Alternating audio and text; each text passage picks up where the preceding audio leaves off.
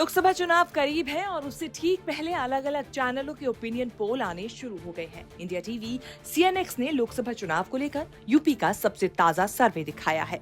इस सर्वे के मुताबिक यूपी में बीजेपी क्लीन स्वीप करती हुई नजर आ रही है। इंडिया टीवी के ओपिनियन पोल के मुताबिक यूपी की 80 सीटों में से 78 एनडीए के खाते में जा सकती हैं। इंडिया गठबंधन को सिर्फ 2 सीटें मिल सकती हैं। सर्वे के मुताबिक क्षेत्रवार सीटों की बात करें तो मध्य यूपी की 14 में से 13 सीटें एनडीए को मिल सकती हैं। वहीं पूर्वांचल की 29 सीटों में से एनडीए 28 सीटों पर जीत दर्ज कर सकती है। ओपिनियन पोल के मुताबिक अवध की सभी 14 सीटों पर बीजेपी का कब्जा हो सकता है और बुंदेलखंड क्षेत्र की भी सभी 4 सीटों पर बीजेपी के जीतने का अनुमान है। चौंकाने वाली बात यह है कि सर्वे के मुताबिक अमेठी के बाद रायबरेली में भी कांग्रेस की हार हो सकती है।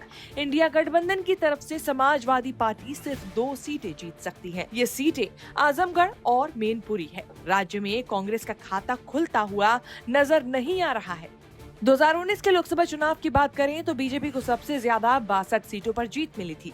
बीजेपी का वोट शेयर 50% रहा। वहीं समाजवादी पार्टी सिर्फ 5 सीटें जीत पाई थी। अखिलेश की पार्टी का वोट शेयर जो है वो 18% रहा था। वहीं मायावती की बहुजन समाज पार्टी ने 10 सीटें जीती थी। बीएसपी का वोट शेयर 20% रहा था। कांग्रेस को सिर्फ 1 सीट पर जीत मिली थी। 2014 के लोकसभा चुनाव की बात करें तो बीजेपी ने 71 सीटें जीती थी, जो कि 2019 के मुकाबले 9 सीटें ज्यादा थी। तब बीजेपी का वोट शेयर 42% रहा था। समाजवादी पार्टी ने 2014 में भी 5 सीटें ही जीती थी। 2014 के लोकसभा चुनाव में बीएसपी का खाता नहीं खुल पाया था, जबकि 20% वोट रहा था। कांग्रेस ने तब 2 सीटें जीती और वोट शेयर 7.5% रहा। कुल मिलाकर देखा जाए तो यूपी में एक बार फिर भगवा लहराता हुआ नजर आ रहा है। देखना होगा अब की बार जनता किसका साथ देती है। न्यूज़ तक ब्यूरो।